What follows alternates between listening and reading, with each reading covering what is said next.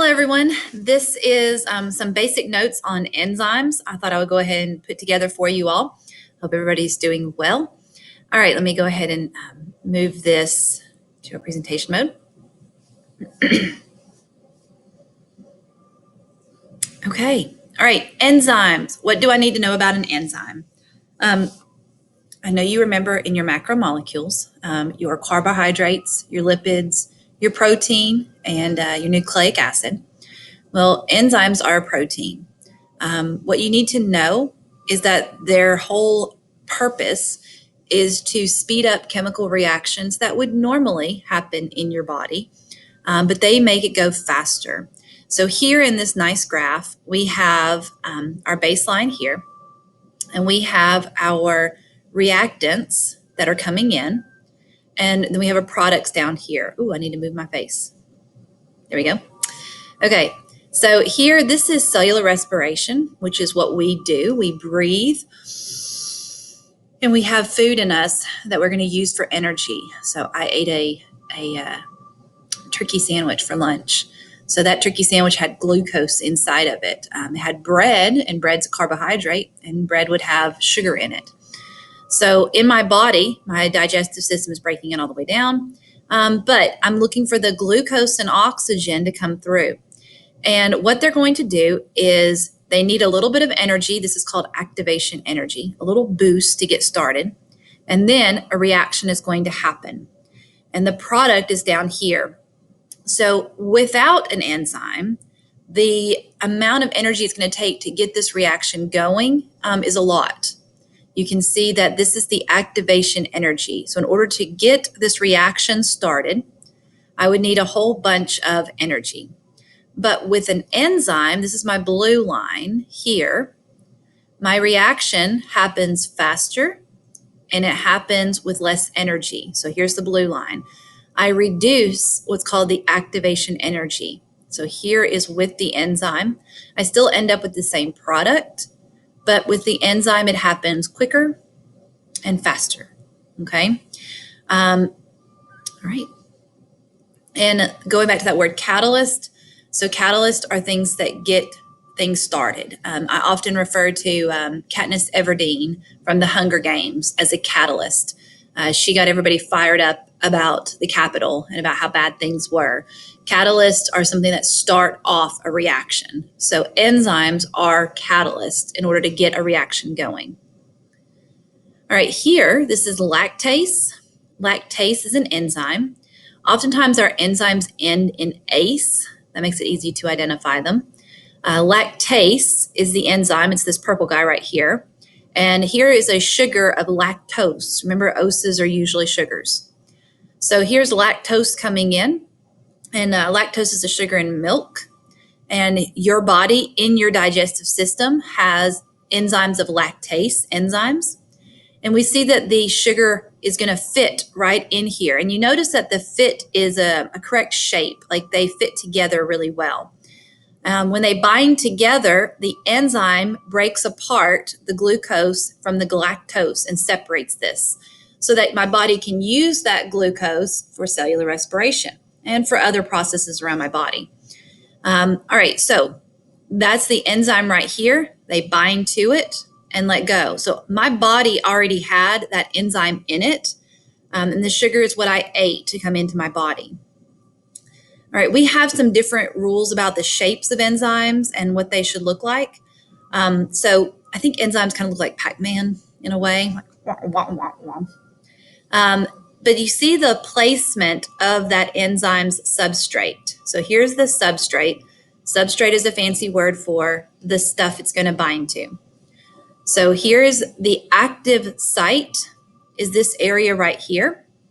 And the active site has a particular shape because, as you remember, sugars, proteins, fats, they all have different shapes, okay? And that causes them to fit in that enzyme. So the substrate binds to the active site, and then you can see it come right here. This is called the enzyme substrate complex. This is all of them fitting together. Let me move my thing right there.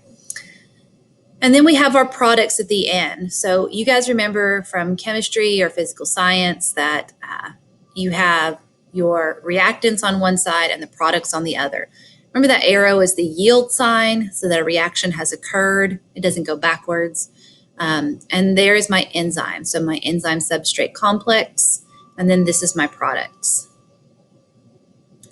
All right, let's take another look at another graph here. So in this graph, I see amount of substrate with lactose. Okay, so lactose is my sugar. And this is the amount of the substrate. Up here, this tells me that these lines are pHs. So I know that the blue is more of an acid, and 5 is acid. 7 is neutral. And then we get into a base of 9 and 11.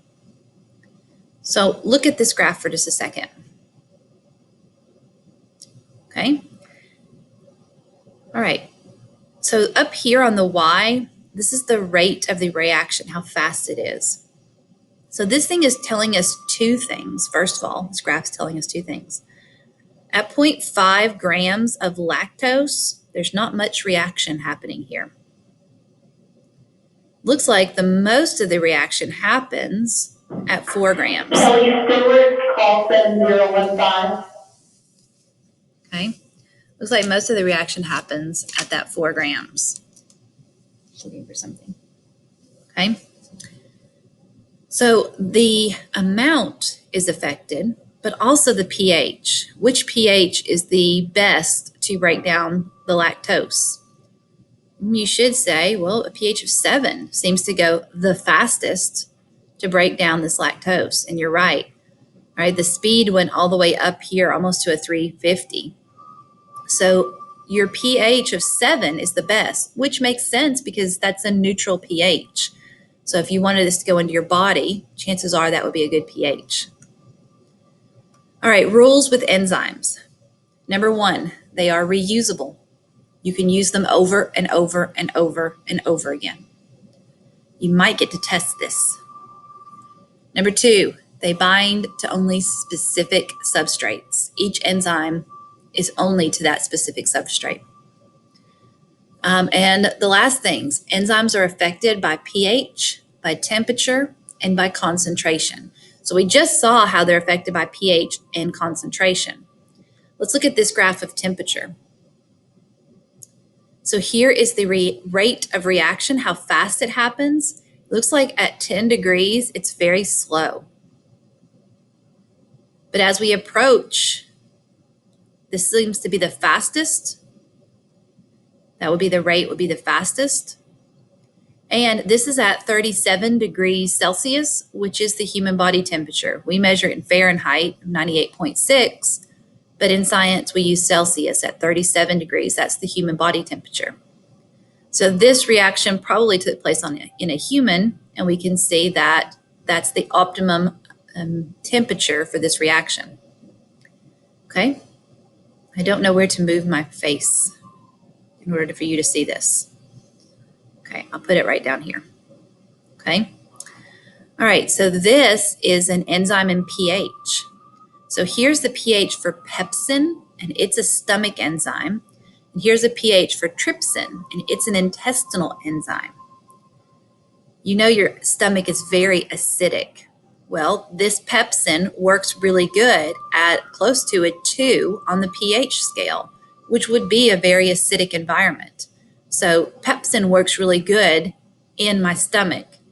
If pepsin was to continue down my digestive tract and get into the intestines, then pepsin wouldn't work because my intestines are at more of a base on a pH scale. Trypsin works really good at the pH of 8. So this is in my intestines and it works optimal for the pH of my intestines. If trypsin was somehow to get in my my stomach, it wouldn't work. So two different enzymes, and you see how they are meant for their environment. Pepsin is in the stomach and trypsin is in the intestines. Okay. Amylase is another good enzyme. Amylase is in the mouth, and of course that ends with amylase, ace. That's an easy one to remember. It's an enzyme. And this starts digestion in the mouth of breaking down your food. I know sometimes little kids will suck on their lip like that, and they get that red rash right here, or they'll get like little sores right there. Or even a kid has a pacifier and they get like the red rash around. That can be because the amylase enzymes are digesting the skin around your mouth and are breaking apart your mouth cells, your skin cells, because amylase is an enzyme. It's meant to break apart things. So who doesn't want to break apart your skin? But amylase is in your spit. Amylase has a pH and a temperature that it works best at, which is different than in your stomach. It's a different one. So here we have protease is in the stomach, and this helps break down your food. The pancreas has different enzymes in it again. Small intestines has more enzymes. So you see throughout your whole body, there are several different enzymes, okay? And then here, if you can read it, it's kind of blurry. I thought this was interesting. So here are some carbohydrate digestion of salivary glands for amylase. Here's amylase from the pancreas, and maltase are different carbs. And they're in the salivary gland, your pancreas, and small intestines. Site of the release, mouth, intestine. And this was interesting. Amylase likes a pH that's neutral. But amylase in the pancreas likes it more basic, and then the maltase likes it more basic. So it just gives you some protein digestions of pepsin, trypsin, and peptidase, and where they are, and you can see the pH that it likes. So those kind of gives you some better ideas of what, where they're at. There's enzymes throughout your whole body. So can you identify in this image what is B? Did you guess an enzyme? You're correct. What about A? What is this place called? Did you say active site? You're correct. All right, what about C? Do you remember what this is called? If you said substrate, you are correct. All right, which line represents the reaction with an enzyme? Did you guess 2? You'd be correct. How do you know? Did you say something about it reduces the activation energy needed? That 1 is without because it requires a lot more energy, whereas 2 is smaller. It needs less energy to make the product. If you did, you're good.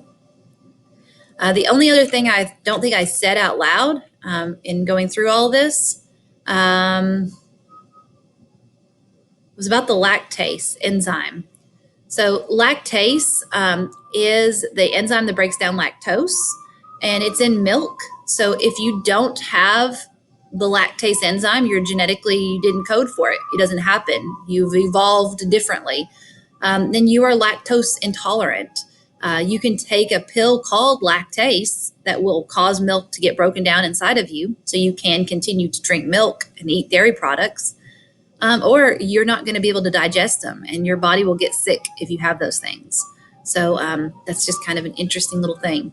All right, go through the notes if you need to. Go back through everything and be ready to go on enzymes. Hope you guys have a good week.